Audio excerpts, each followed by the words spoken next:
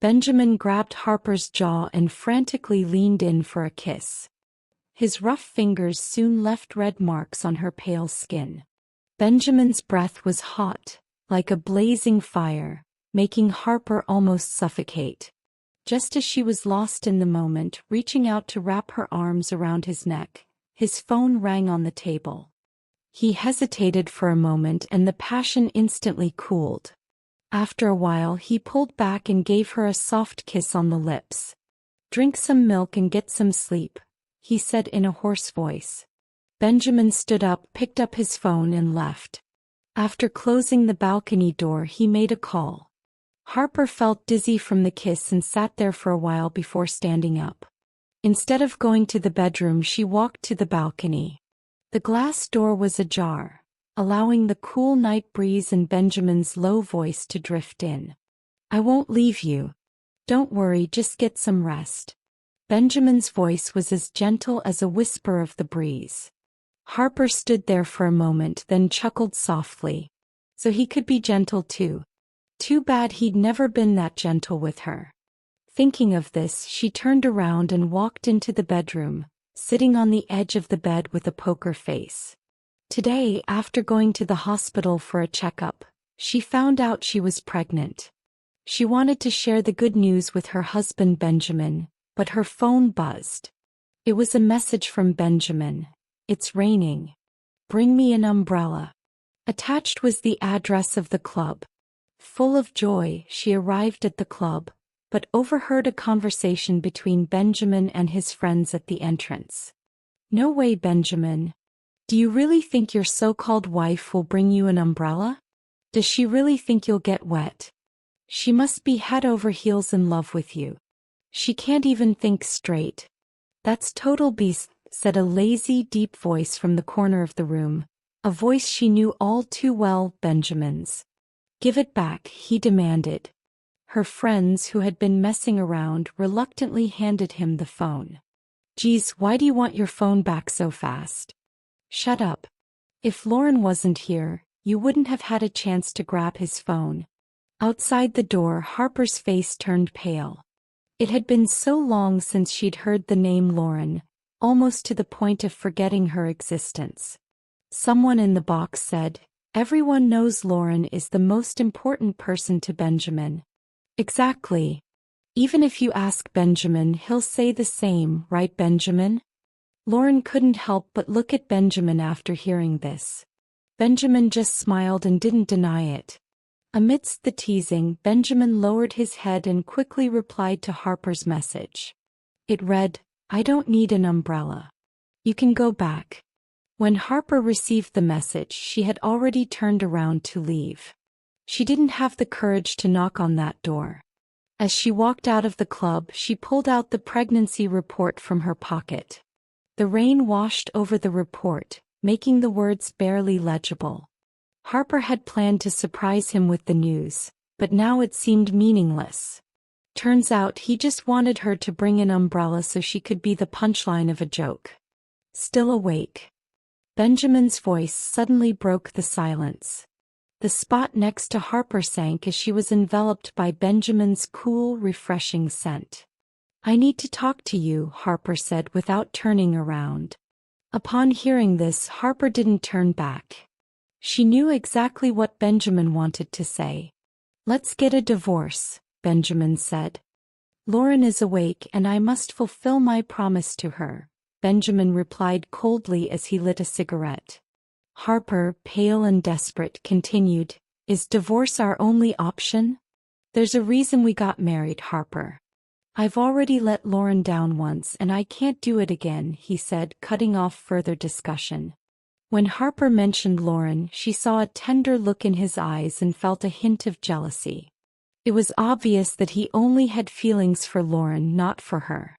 After some deep thought, Harper said calmly. Her soft tone caused him to furrow his brow briefly. "I won't shortchange you financially. This villa is yours. I'll give you 100 million at once and—" Before he could finish, Harper interrupted him. This was the first time she had ever cut him off. In the past she wouldn't and didn't dare to do so. "I don't want anything," Harper said, lifting her head with a cold expression but a gentle look in her eyes. Just one thing. What? After we divorce, let's not see each other again, she said firmly, her eyes full of determination. Are you mad at me? Benjamin looked at her intently, his voice low. Of course not. How could I be? She smiled slightly. She was sincere and calm, but Benjamin was suspicious. He furrowed his brow and a shadow appeared on his face. I'm asking for your opinion, not trying to make you angry. Don't you think this is a bit childish? Childish? Harper replied coldly. This is my only request. I don't need anything else. Worried that she might cry, she quickly turned away to grab the divorce papers. Without reading them, she picked up a pen from the counter and signed her name. She did it decisively. Harper was heartbroken. She had a crush on Benjamin for 10 years, but he didn't know. She held back her tears and remembered how he took care of her the year they were married, making her mistakenly believe he loved her too. However, she knew he had always loved Lauren. Now it was time to let him go. To keep her composure, Harper asked Benjamin, "When can we finalize the divorce?" Upon hearing this, Benjamin furrowed his brow. He never expected the usually gentle Harper to force them to end their marriage. Are you so eager? He asked calmly. You know we can't avoid seeing each other. My family loves you. Are you also going to cut ties with them? You want the divorce, Harper replied, feeling frustrated but trying to defend herself. Now that it's happened, are you going to interfere with my life? She forced a smile, feeling pain in her heart and thinking, do you know this will make me mistakenly believe you can't let me go?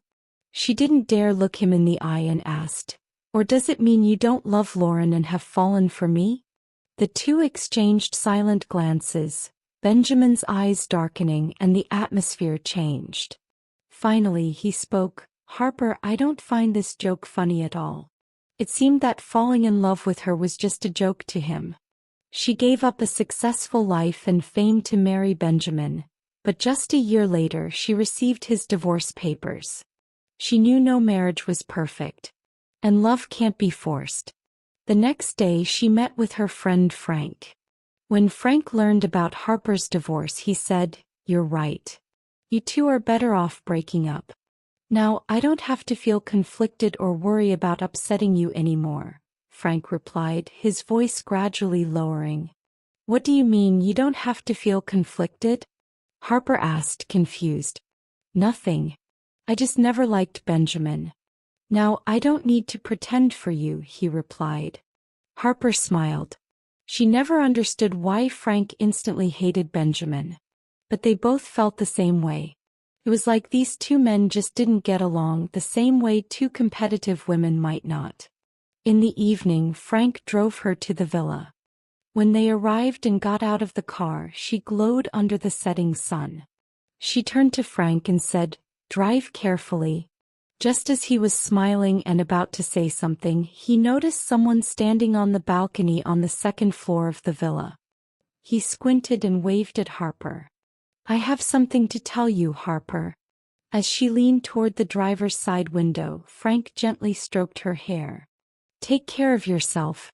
From the balcony it looked like they were kissing. As soon as Harper walked into the house, Benjamin's cold voice rang out. Were you meeting him when you went out? She met his icy gaze and replied calmly, Why not? He sneered, We're still married, Harper. Stay away from other men. Harper flew into a rage. I was just with a friend. How about you and Lauren at the hospital? I didn't mention it, but it doesn't mean I don't know. Facing him, her voice tinged with sarcasm, Of course, you should also know that. You're still my husband, aren't you? Harper's rebuttal left Benjamin speechless, but he stared at her with obvious displeasure. To break the tense atmosphere, Harper tried to go upstairs, but Benjamin suddenly grabbed her hand, stopping her. He asked in a low, hoarse voice, Harper, tell me what to do. She replied, I'm just asking for fairness. Harper tried to pull away, but his grip was too tight. Seeing her struggle, Benjamin pulled her into his arms. His familiar scent overwhelmed her. She froze, held in his embrace. "Harper, answer me. Is it because of him?" he demanded. She whispered, "No, you're overthinking. He's just my friend." "Really? Just a friend?" Benjamin probed. Harper countered, "If you don't believe me, why ask?" "Harper, Frank is not your type. Can you stay away from him?" he said. Harper angrily retorted, "We're already divorced. You can tell me to stay away from you now, but it's none of your business after that. It's up to me who I'm with or date, you know?" Benjamin watched Harper ramble on, each word more irritating than the last. Without hesitation, he silenced her with a sudden kiss, leaving her no room for protest. Harper was startled by his unexpected move and froze. They had been intimate before, but never with such a simple kiss. Instinctively, she tried to push him away, but Benjamin kissed her forcefully. As Benjamin deepened the kiss, their breaths intertwined fiercely. Harper was overwhelmed by his passion, her eyes filling with tears. His intense strength made her lean on him for support. Just as the atmosphere was tensing up, Benjamin's phone rang suddenly, breaking the tension. He abruptly stopped kissing her. He stepped back slightly, touching his forehead to hers and gazing deeply into her eyes. Ignoring the persistent ringing of the phone, he finally answered it while maintaining eye contact with Harper. "Hello," Benjamin said. "Benjamin, I'm scared." Harper inadvertently overheard a soft female voice and suddenly realized what had just happened between them. She thought, "I've signed the divorce papers. We're getting a divorce. How did this happen?" With a stern face, she pushed Benjamin away and rushed upstairs. Seeing her pale face and receding figure, Benjamin's expression darkened. "Lauren, what's wrong? Isn't the nurse there?" Benjamin asked with a frown. I'm scared. I keep hearing noises outside. Is someone chasing me again? Can you come over?" Lauren sounded desperate. However, Benjamin remained silent. Lauren grew more anxious and added, "Benjamin, I just remembered some things from that night. I think I'm starting to remember what the man looked like. I'll be there soon. Stay with the nurse, okay?" Benjamin's voice was gentle, but his jaw was tight. However, after hearing Lauren's words, his expression became inscrutable. Lauren was excited about his response. "Okay, I'll wait for you." After hanging up, Benjamin glanced toward the stairs and his face grew solemn. He then asked the maid to remind Harper to eat before leaving. Soon after, the sound of a car engine echoed through the air, and Harper watched the black car drive away from the master bedroom window.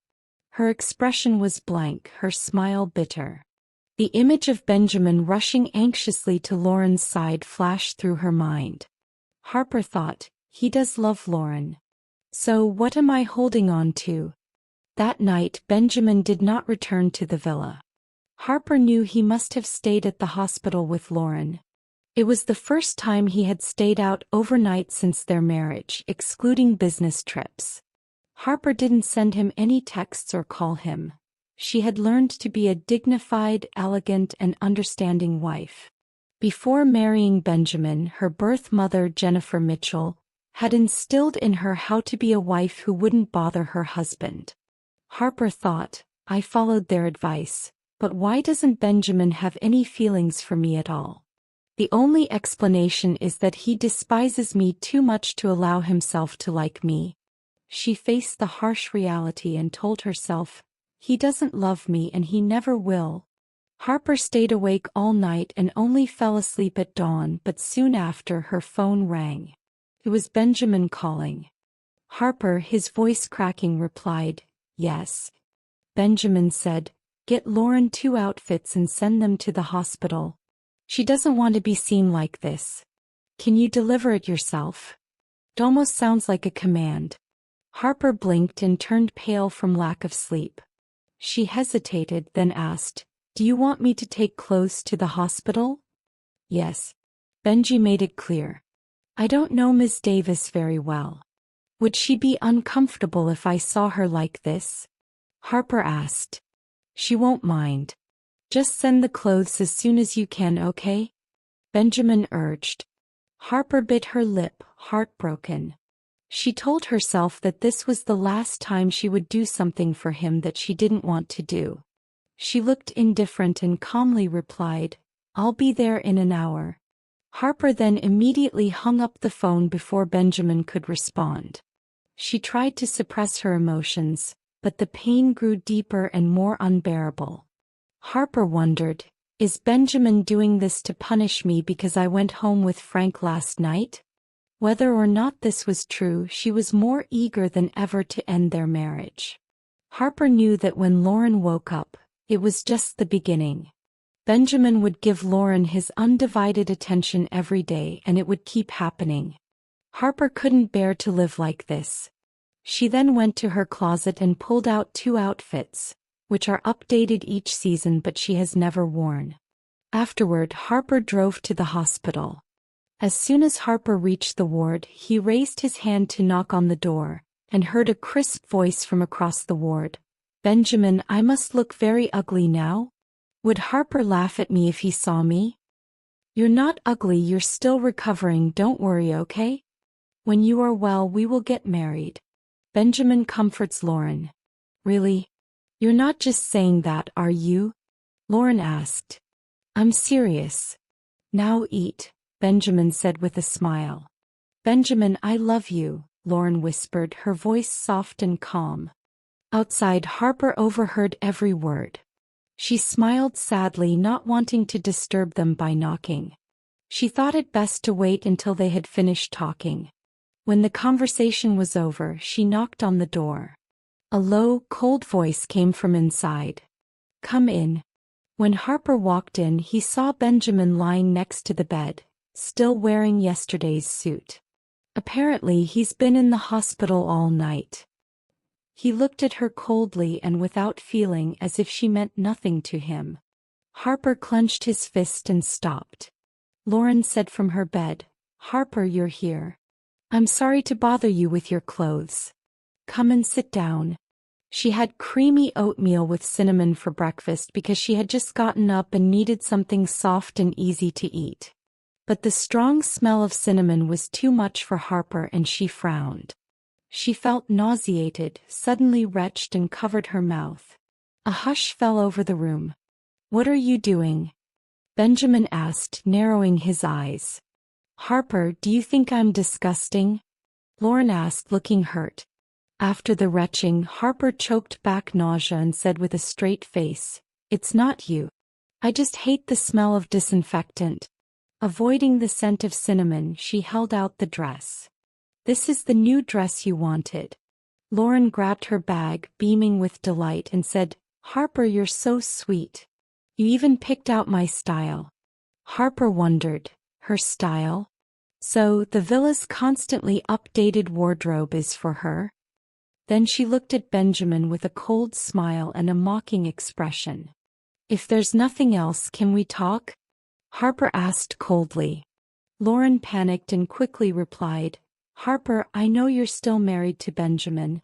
I shouldn't have called him so late, but I—" "Lauren, stop," Benjamin interrupted, his voice full of concern. "Remember what the doctor said. You need to rest."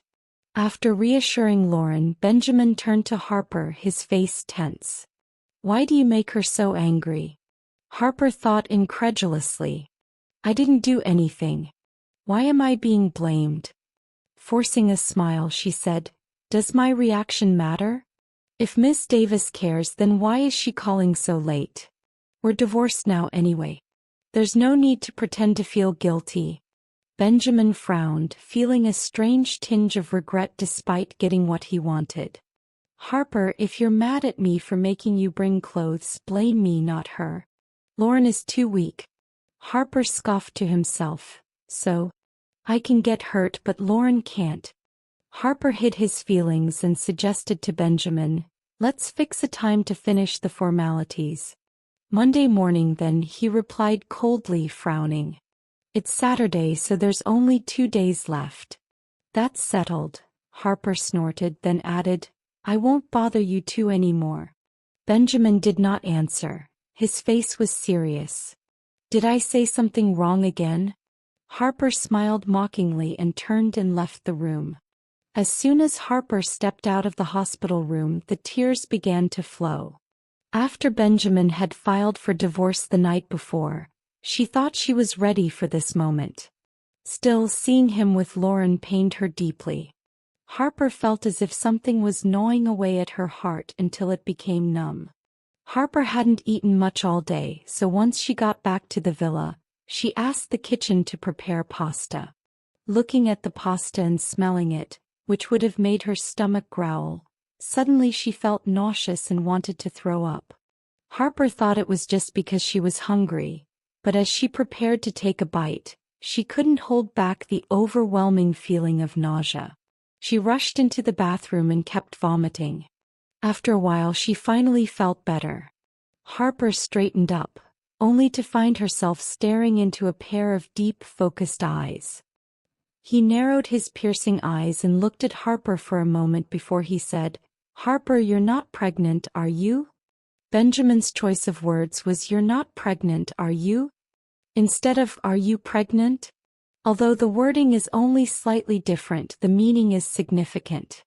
Harper's eyes trembled slightly and her heart ached violently, as if an invisible force were squeezing her. She mused. Benjamin did not hesitate to deny outright the possibility of pregnancy. He didn't show any doubt. Harper looked Benjamin straight in the eye and asked with a faint smile, If I were pregnant, would you let me keep the baby? You can't be pregnant, he said firmly, with determination in his deep eyes. Benjamin's reaction hurt Harper deeply. So, deep down, he never considered the possibility of us having children, she thought.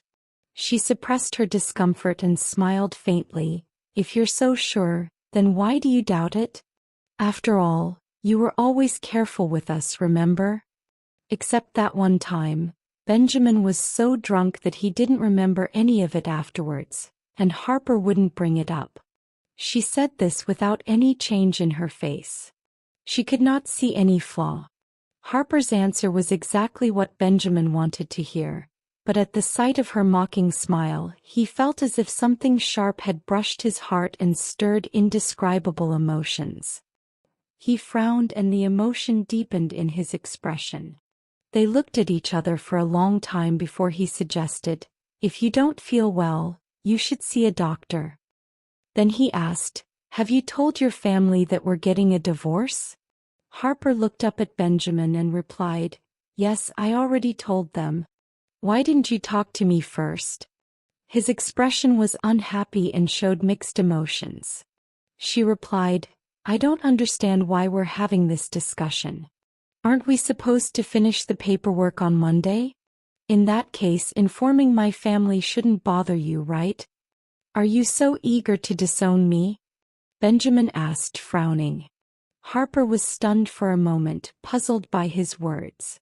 She smiled helplessly and asked, Benjamin, have you forgotten that you asked for a divorce? Benjamin recalls that when he married Harper, he made it clear that he was getting married to appease Grandpa Paul, and Harper was doing it to completely break off from her ex-boyfriend. In a low, hoarse voice he said, Harper, will you come back to him when we get divorced?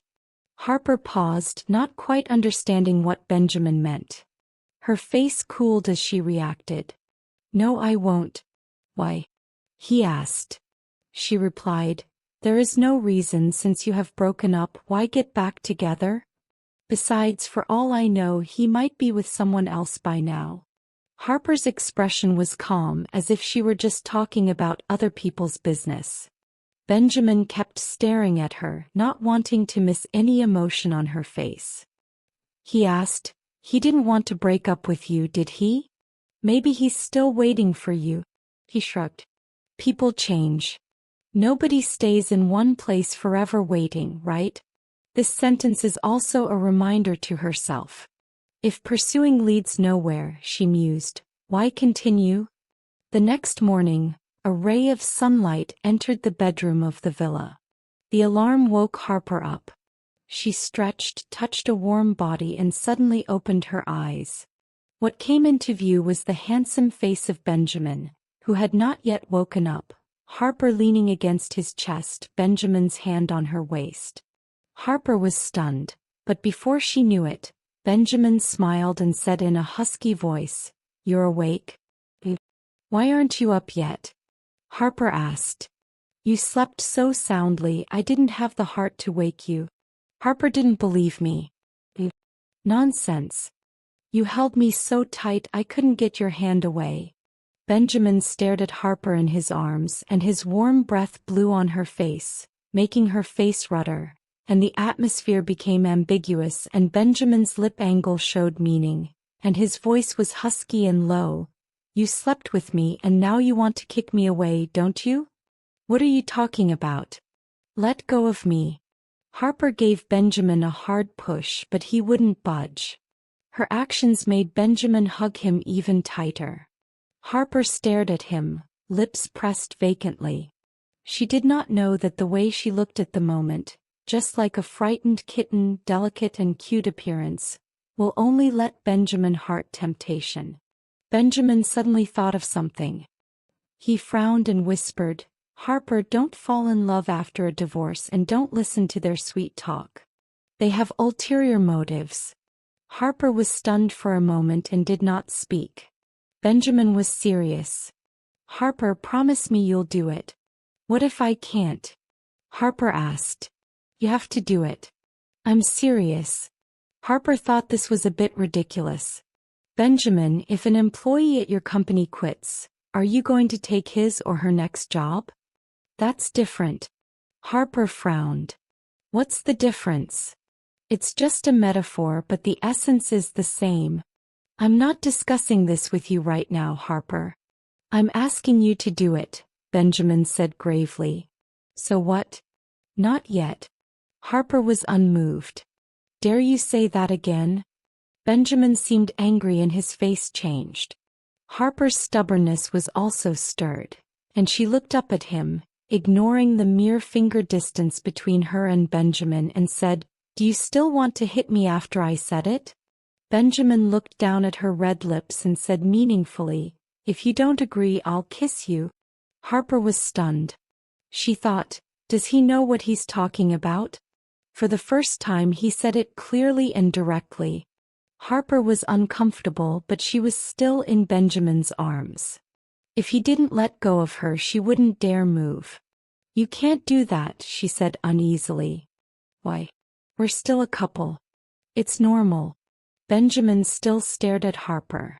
"If you really don't want me to kiss you, you can grant my request. But you said no. Does that mean you really want my kiss?" "Don't get me wrong." Harper shook his head. "Oh really? Then why won't you grant my request?" "That's my business," Harper said. "If we're divorced, why should I do what you say?" Benjamin looked at her. "I'm doing this for your own good." "But I don't need it," Harper snorted. Benjamin didn't know what Harper really wanted, he just thought it would be good for her, but she didn't need it at all. Benjamin kept his promise and turned and leaned over to her. Harper tried to push him away, but to no avail, and Benjamin said, "Harper, the more you fight, the more excited I get." She was helpless. "What do you want?" The next moment, Benjamin lowered his head and moved closer to her, touching the tips of his nose, and Harper felt a warm hand on his waist. Benjamin said, "If you agree, I will let you go." Harper pursed her lips, a little unwilling. Benjamin continued, "Say yes. You know men react the most in the morning." Harper is not an innocent girl. She knew exactly what he meant. Her cheeks were red, but suddenly Benjamin leaned over and kissed her. Harper was quick to react. She tilted her head away from his kiss and said, "I know." "You know what? Be clear, Harper. I know you're warning, and if I say yes, can you let me go now?" She answered eagerly, fearing that if she delayed another second, Benjamin would kiss her. Her reaction annoyed Benjamin, who frowned and asked unhappily, "Are you afraid of me kissing you?" Harper did not want to continue the conversation, but she did not dare urge him, so she did not move. She didn't answer because Benjamin's phone rang. Harper thought it was Lauren and her face went cold. Benjamin picked up the phone, stood up from Harper and picked it up. "Mom, come to the hospital at once. Your grandfather Paul is not doing well."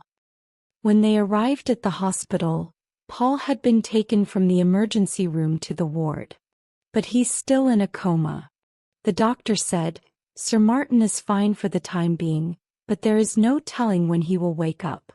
This time it is because he has had a heart attack due to his mood swings.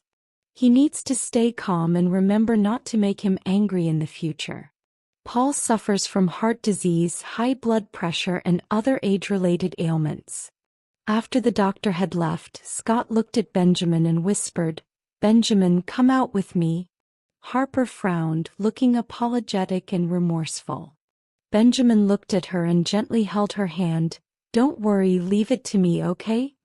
Harper snorted and nodded. But how could she not be worried? Seeing Paul lying motionless on the hospital bed, hooked up to an oxygen tube, Harper felt very distressed and guilty. She said in her heart, "Grandpa, I'm sorry, it's my fault. I'm really sad. If it wasn't for me, you wouldn't be like this." Her nose twitched and tears rolled down her cheeks. "Harper, don't cry. Paul will be sad to see you cry. He just wants you and Benjamin to be happy. No matter what happens to you and Benjamin, we are your family." Harper was so moved that she couldn't control her emotions. She had always known that Paul and Benjamin's parents were good to her, probably because of Grandpa's friendship with the Martins, but she could sense that their love and kindness for her was genuine. Harper cried even more heartbroken, and Lily hugged her and patted her back affectionately. "Harper, if you really want to divorce Benjamin, I hope you think about it. And I can assure you, as Paul said, that even if you divorce Benjamin, we will not allow him to marry Lauren." Harper frowned slightly, surprised. "Why?" Lily smiled faintly. "Because we only accept you." Harper knew that Lily wasn't trying to coax her with these words, and she vaguely guessed that there might be something going on between the Martin family and Lauren that Benjamin didn't know about. And before she could think it through, Benjamin and Scott came in. Scott looked at Harper tenderly and said, "Harper, you have work to do. You go. Lily and I will stay at the hospital." Harper wanted to stay here, so she looked at Benjamin. Benjamin was calm. "Come on, my parents can take care of Grandpa." Harper had to give up. "Well, thank you.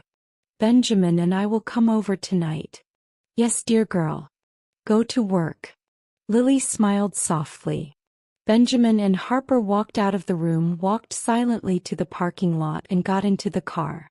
Benjamin said, "Harper, we need to postpone the divorce.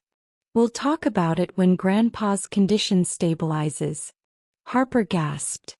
She looked at him and whispered, "Is that what Scott meant?" "Well, I think so. How about you? Is there a problem?" asked Benjamin. Harper shook her head. "Of course not. Grandpa is so good to me, I can do anything for him, but it's probably a little hard for you to explain to Lauren."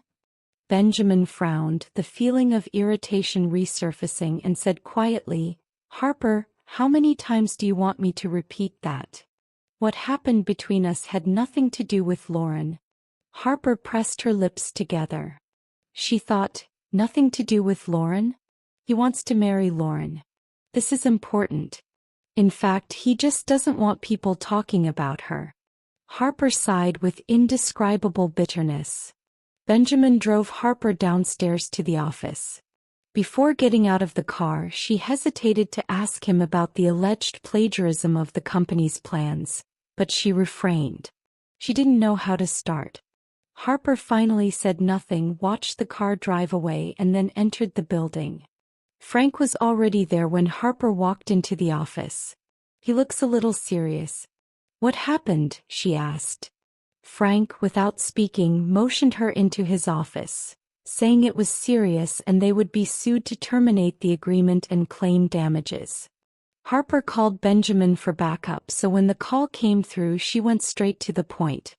"Benjamin, can you do me a favor? I have a problem with my company. I need your help. Is that okay?" "Harper, I'm sorry, I'm Lauren." Lauren's soft voice came over the phone. Harper paused, then asked nonchalantly, "Why are you answering his phone?" "Benjamin asked me to keep it for him. Can you call back later? Or if you have time you can come over. We are looking for wedding dresses and it would be great if you could join us and offer some suggestions. After all, you're the expert." When Lauren mentioned that they were choosing a wedding dress, Harper froze. She froze, her eyes flashed a cold sense and asked, "You said choose wedding dress?" "Yes, Benjamin says I'm getting better every day. Once you're divorced we can start planning the wedding. We can take wedding photos in advance so there's no rush later. You don't mind, do you, Harper? You never liked Benjamin anyway." Harper calmly replied, "Of course, why should I mind? I'm so happy for both of you." "So was this all Benjamin's plan?" "Yes, Benjamin is very kind to me. He was always so considerate and made sure I didn't get angry," Lauren replied softly. "Harper, won't you join us?" Harper didn't respond and hung up as if he hadn't heard. She is an architect, not a wedding dress designer. What's the point of joining them? Designing their homes? She couldn't understand how Lauren could say such a thing. Unlike her, who has never experienced anything like this and will never experience anything like this, Lauren is truly a woman basking in happiness. Although Lauren slept for a year because of Benjamin, what she got was Benjamin's wholehearted devotion and lifelong love. And Harper, she's nothing. To Harper, what Benjamin was doing was ridiculous. Today just said to delay divorce for Grandpa, the next moment and sweetheart together to choose a wedding dress, ready to take wedding photos, Harper are wondering if he is taking her as a fool. She put her hand to her stomach and whispered, "Baby, I'm so sorry. I can't give you a perfect home, but I promise I will love and protect you more than anyone else." She didn't think Benjamin would come home tonight because of the phone call. Although he has always said he would not cheat on her during their marriage, going with Lauren to pick out a wedding dress would be a betrayal for Harper. Harper kept telling herself to stop thinking about it. After all, the outcome would not change, and now she could slowly get used to living without him. She had a quick bite to eat, went back to her room to shower and then lay down. But as she was about to fall asleep, she felt the light shining on her, and opened her eyes to see a man standing in front of her, looking down at her. "Why are you back?" Benjamin frowned and asked faintly, "This is my home, where else can I go? Shouldn't you be with Ms. Davis? I thought you weren't coming back tonight." "Harper, why are you so impatient with me these days? Don't always use Lauren as an excuse to fight with me."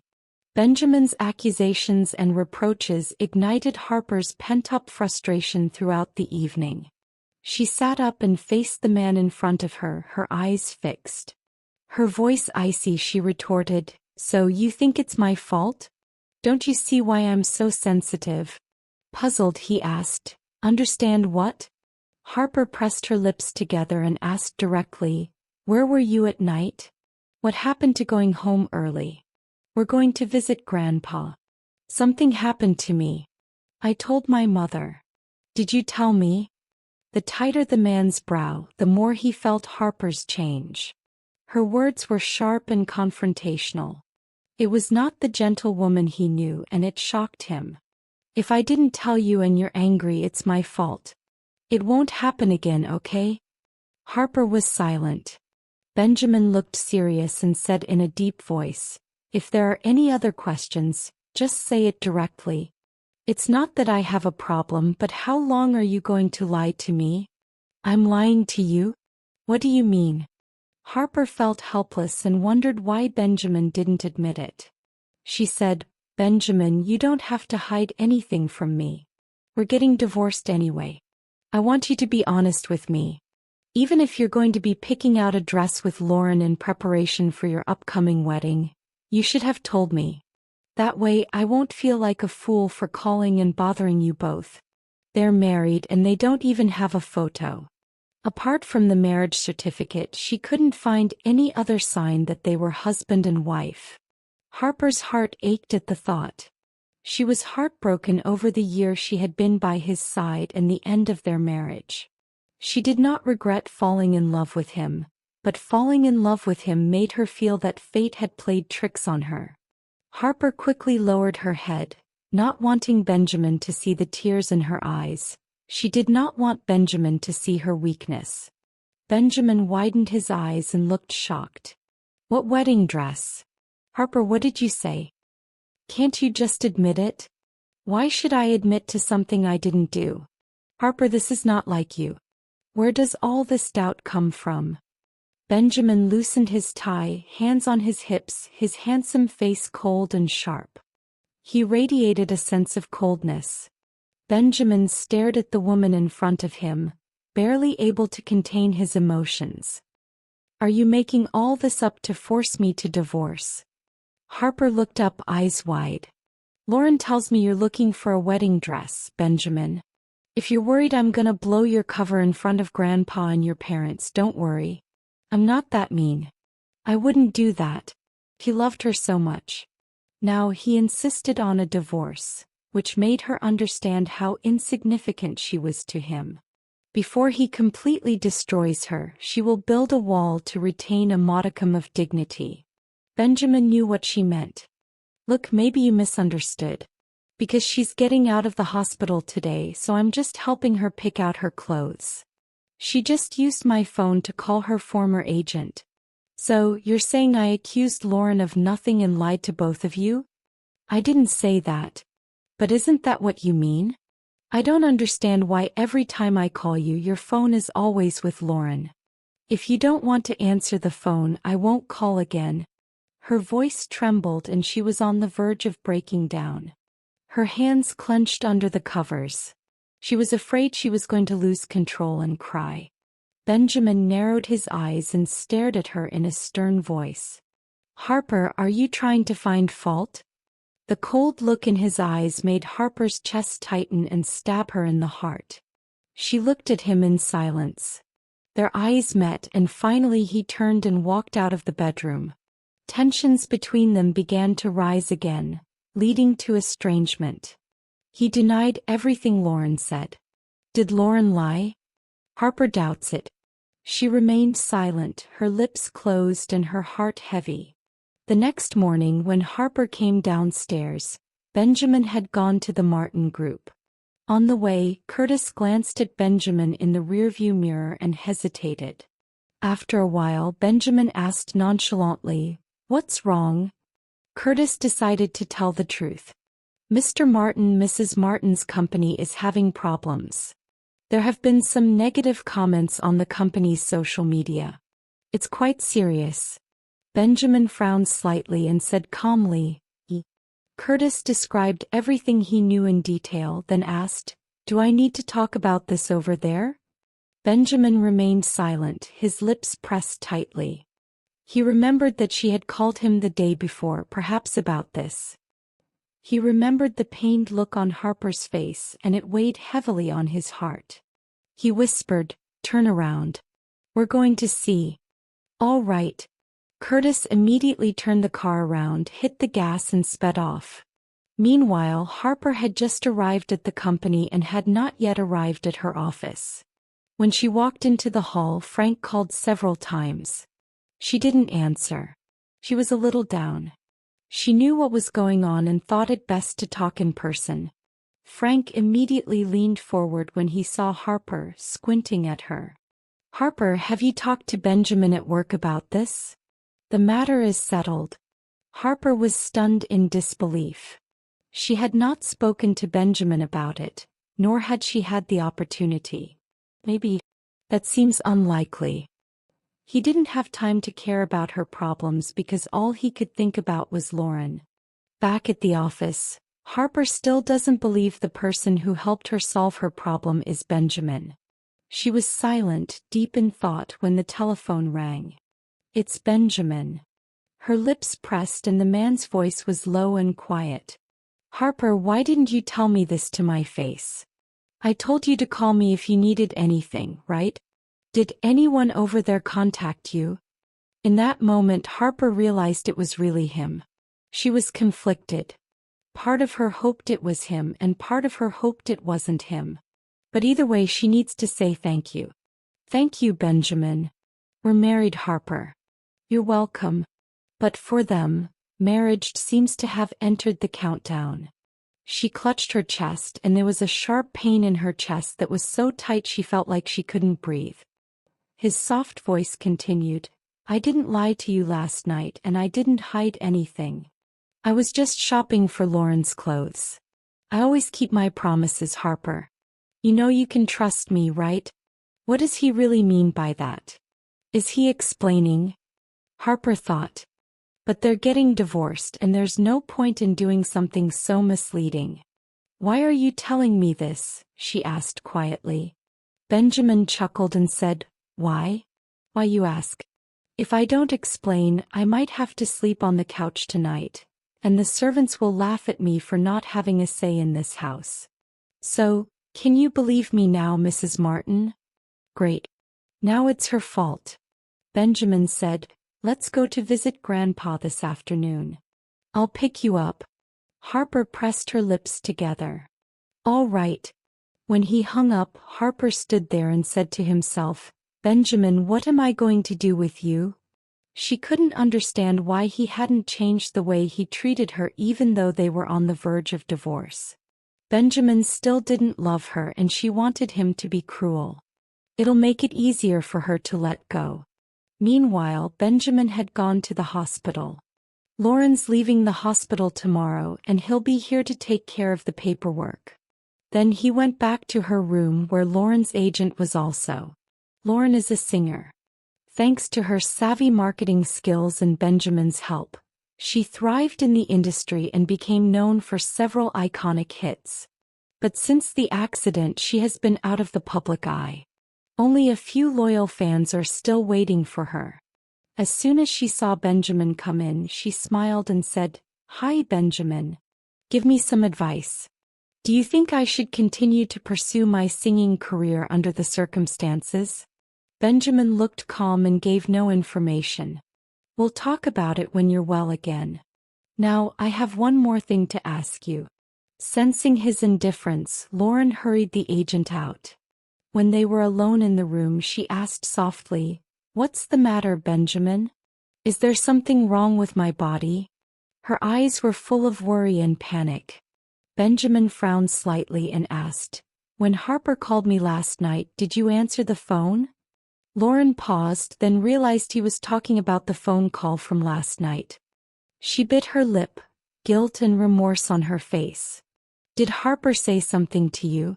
"I'm sorry, I shouldn't have taken your call. I just thought Harper wasn't a stranger after all." "Lauren, the problem isn't what Harper said. What did you say to her?" Lauren hung her head and her eyes filled with tears. "I'm sorry, Benjamin, I was so impulsive. Harper's been around for a year and I really don't feel safe. I was afraid you'd develop feelings for her. It's all my fault. Please don't be angry, okay?" Benjamin's face was serious, his eyes cold and distant. "Lauren, Harper and I are still married. I thought you understood that. It means we can't pretend we're a divorced couple." Lauren nodded as if she really felt guilty and promised it wouldn't happen again. But Benjamin was still unhappy. "Take a break. I have to get back to the office, but I'll come back to pick you up tomorrow when you're discharged." As Benjamin turned to leave, a sinister look flashed across Lauren's face. That night, Benjamin drove to pick up Harper from work and they went to the hospital together. Paul hasn't woken up yet, but all his symptoms are stable and normal. Lily was also very happy to see them arrive together and said, "Grandpa is okay, you can rest assured. If you're really worried, think about having a child. Having a great-grandchild will lift his spirits." Harper forced a smile and did not respond. Benjamin frowned. Mom, why are you suddenly bringing this up? Suddenly? You've been married for a year and I got pregnant with you 2 months ago. If a man can't get his wife pregnant, who knows what other people will think? Benjamin's face darkened, resisting the urge to roll his eyes. And then she said, Harper, honey, tell me the truth. Is there something wrong with Benjamin? Is that why you're not pregnant? Harper was stunned. She didn't know how to answer. Harper pressed his lips and looked at Benjamin helplessly as if he had received her silent help, but did not intervene but said coldly, Harper, Mom asked you something, you have to support me, otherwise it will be misunderstood. His deep eyes fell on her as if with a hint of amusement. What does Benjamin mean by that? Harper thought. Somewhat embarrassed, Harper quietly replied, Mom, since Grandpa is okay, Benjamin and I will go out first. We have plans to go to the movies. Then they pulled Benjamin out with Lily's voice behind them saying, Grandpa will be so happy to hear you're going on a date. He'll wake up right away. Once in the car, Harper let go of Benjamin's hand. Benjamin turned to Harper next to him and asked softly, What movie are we going to see? I was just lying to Mom. Harper replied nonchalantly. You always say we shouldn't lie, right? It's just a white lie. Even if my mother knew, she wouldn't blame me. White lies. Benjamin looked at her intently. So, what are you trying to imply? Harper frowned, realizing what he meant. I didn't make any suggestions. I didn't say anything. Please don't jump to conclusions. Harper retorted. Well, I don't want to think anymore now, it's just the two of us. You tell me, is there something wrong with my health? Benjamin asked hypocritically. It's your body. How should I know? Harper quickly turned away from the conversation. Benjamin, however, seemed insistent, as if she wouldn't let go until she answered him. He even grabbed her, forced her to face him and looked her in the eyes. You're my wife. If you don't know, who does? Her cheeks flushed and her eyes moved quickly. What does he mean by that? Is it true that she and Lauren were never together? Harper thought. Harper bit her lower lip, and her action caught Benjamin's attention. The images of her muffled moans and whispers under his kiss flooded into his mind, and his breathing became rapid. Just then a cell phone ring brought him back to reality. This is Harper's phone. Caller ID is Frank. Benjamin's face darkened when he saw the name on the screen. Harper, however, did not realize his reaction and answered the phone in his face. Hello, Frank. Her voice was gentle, exactly as it had been when she had spoken to him before, but now she was like a hedgehog showing him her thorns. What Frank said brought a smile to Harper's face, much to Benjamin's annoyance. So Benjamin suddenly suggested in a low voice, Harper, since Mom thinks we're going out on a date, why don't we stay out tonight? Harper was startled and raised her eyes to meet Benjamin's. Frank's voice came from the other end of the line. Harper, are you with him? Then she affirmed in a soft voice. Frank said, You're getting a divorce. Why is he doing this? Harper doesn't know the answer to that either. Indeed, they were on the verge of divorce, and Benjamin acted as if nothing had happened. In Harper's view, he must have acted so indifferent because he simply didn't care. She felt terrible at the thought. Feeling much clearer and calmer, she said to Frank, Let's leave it at that. We can talk about it tomorrow in the office. After hanging up the phone, Harper looked at Benjamin and said, Let's go home. It's not a good time to see a movie. Why would that be inappropriate? It's just an excuse. You shouldn't take it too seriously. Harper said quietly. Harper, are you worried that Frank has misunderstood something? Asked Benjamin reproachfully. She frowned and replied, Why would you think that? Didn't you say that no one should be involved in our business? Benjamin did not answer but pressed the accelerator and the car sped away. 2 days later, on the day Lauren was discharged from the hospital, Benjamin took her back to the villa. Lauren was released from the hospital today, Benjamin told Harper. She hasn't found a place to live yet, so she's going to be here for a while. Do you mean, Benjamin, that she will stay with us? Harper's voice was cold when he asked the question. Benjamin's demeanor remained calm, and his striking face gave Harper a sense of strangeness. She's just staying here temporarily until she finds a suitable place to move out, he explains quietly. Harper's retort was sharp. Benjamin, your answer may have deceived me, but I do not believe that a man of your wealth cannot find suitable accommodation. Or is Miss Davis so delicate that our home is the only place for her? Harper. Benjamin's voice with a hint of disappointment. Lauren is in the hospital today. Even if arranged, there is no place more comfortable than here. Can you not be generous? Don't be so stingy. Me? Narrow-minded. Harper scoffed, realizing how mercilessly one can break a person's spirit with words. She took a deep breath, devastated. Do you think this is the right place for her? Then I'll move out. Sooner or later, I need to make room for her. Harper said coldly and turned upstairs to collect her things. Lauren chimed in, trying to calm things down. Harper, would you please not be mad at Benjamin? I really don't mean to interrupt. I have nowhere else to go, and Benjamin has allowed me to stay here for the time being out of consideration for my safety. Don't worry, I'll leave when I find a place to live. What do you mean, Ms. Davis? Do you expect me to welcome you as Benjamin did? Harper's tone was full of sarcasm. That's not what I meant, Lauren replied ruefully. Harper chuckled. What do you mean? Should I leave now to your satisfaction? Miss Davis, why don't you show me how to do it? Harper didn't know Lauren's personality, but one thing Harper was clear about was that even if they were on the verge of divorce, no one should intervene until the divorce was finalized. She thought, we're both women, why can't she leave me some dignity? Lauren remained silent to Harper's pointed questions, her pitiful expression evident. Benjamin frowned, his eyes burning, and said, Harper, I never wanted Lauren to stay here forever. Even if we get divorced, Pineview is yours. Will you stop making me do this? Harper looked at him in disbelief. She thought, we have been married for at least a year. How can there be no tenderness for him, only merciless hurt? Either way, it was my unfeeling, my unwillingness to work with him. Realizing the futility of all this, she chose to remain silent. Harper reminded himself, did you see that? He loves Lauren and would do anything for her. Stop insisting. It's no use. In the end, you're the only one who gets hurt. My love ends here. Harper understood that it was better to cut ties altogether than to cling to a marriage and a man who no longer returned her feelings.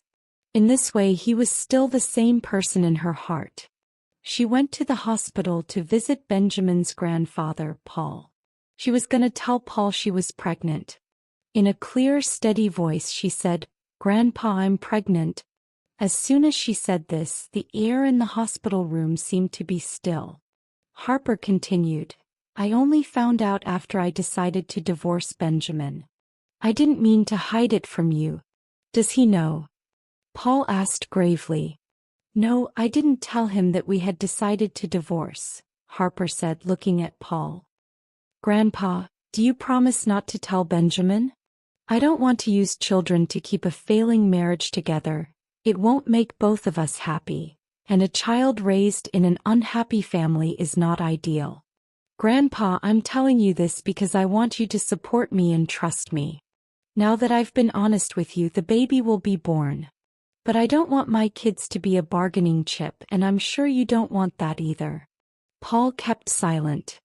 Harper was disturbed by his reaction, but she had no choice. She could lie to anyone but Paul. Even if Paul didn't agree to keep her pregnancy a secret, she didn't blame him. But deep down, Harper hoped Paul would agree. Paul whispered, Harper, did Benjamin do something to hurt you that made you so determined to get a divorce? Harper shook his head. No, grandfather, please don't think so. I may be old, but I'm not blind, Paul sighed.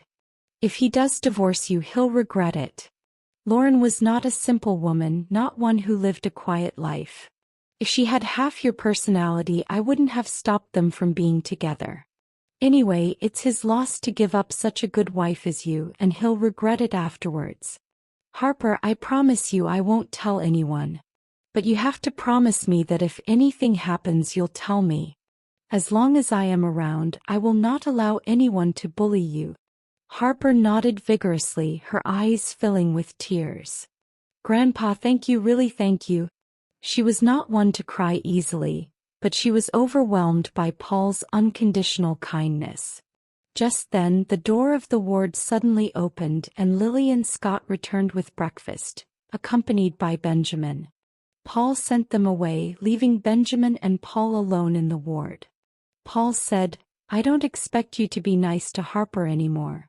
Since Harper has no intention of staying with you, I have no problem with your divorce. But remember, I'm not doing this for you, I'm doing it for Harper.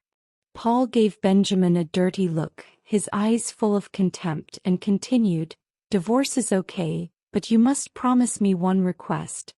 After learning that Paul was going to talk about divorce, Benjamin did not feel the joy of imagination, but an indescribable sense of unease struck his heart.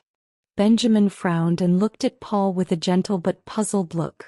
What is your request? Aren't there a lot of young talent around you? Pick someone to introduce to Harper. It doesn't matter if the family is rich or not.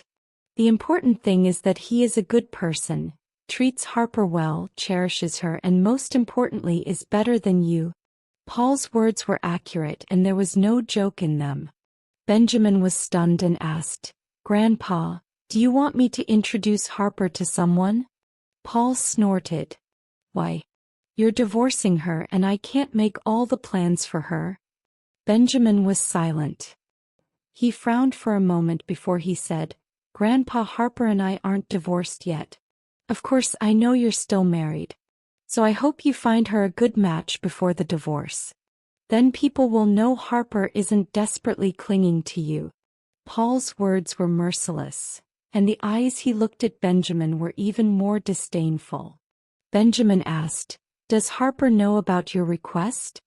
What does it matter whether she knows it or not? Harper's a good girl. She'll listen to me. Grandpa, am I really your grandson?